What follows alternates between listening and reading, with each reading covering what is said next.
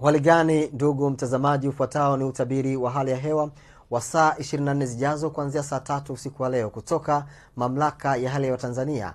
Langu jina ni Desderi Moses. Mifumo ya upepo inaonyesha upepo unatarajiwa kuvuma kwa kasi ya kilomita 20 kwa saa katika ziwa Victoria pamoja na ziwa Tanganyika. Kwa upande wa ziwa Nyasa pamoja na maeneo yote ya ukanda wa pwani ya bahari ya Hindi, upepo unatarajiwa kuvuma kwa kasi ya kilomita 30 kwa saa, huku hali ya bahari ikitarajiwa kuwa na mawimbi makubwa kiasi. Na mifumo ya anga inaonyesha kuendelea kuimarika kwa viashiria vya mvua katika maeneo mengi hapa nchini, hususani maeneo ya nyanda za juu kaskazini mashariki pamoja na maeneo ya pwani ya kusini ya bahari ya Hindi. Kufuatia hali hiyo, Mamlaka ya Hali ya Hewa Tanzania inatoa angalizo la uwepo wa vipindi vifupi vya mvua kubwa, hususani katika maeneo ya mikoa ya Arusha, Kilimanjaro pamoja na Manyara. Halikadhalika katika maeneo ya Lindi na Mtwara yanayopatikana katika pwani ya kusini ya bahari ya Hindi. Hivyo wananchi wanaotokea katika maeneo haya wanatakiwa kuchukua hatua stahiki. Na kwa usiku wa leo ni matarajio yetu kuwa maeneo ya mkoa wa Arusha, Kilimanjaro pamoja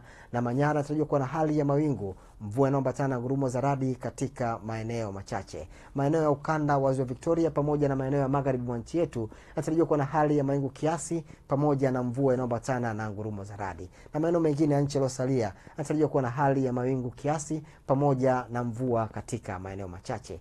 Na kwa siku ya kesho ni matarajio yetu kuwa hali ya mawingu kiasi, mvua inayoambatana na ngurumo za radi katika maeneo machache na vipindi vya jua inatarajiwa katika maeneo yote ya ukanda wa ziwa Victoria.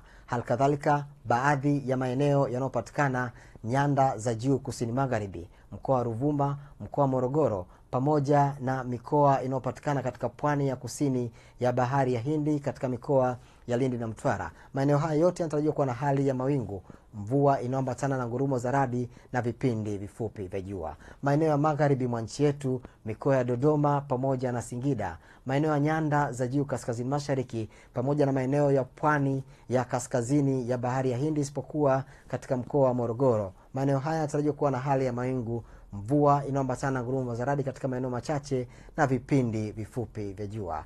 Na kutoka Mamlaka ya Hali ya Hewa Tanzania hatuna la ziada hadi wakati mwingine.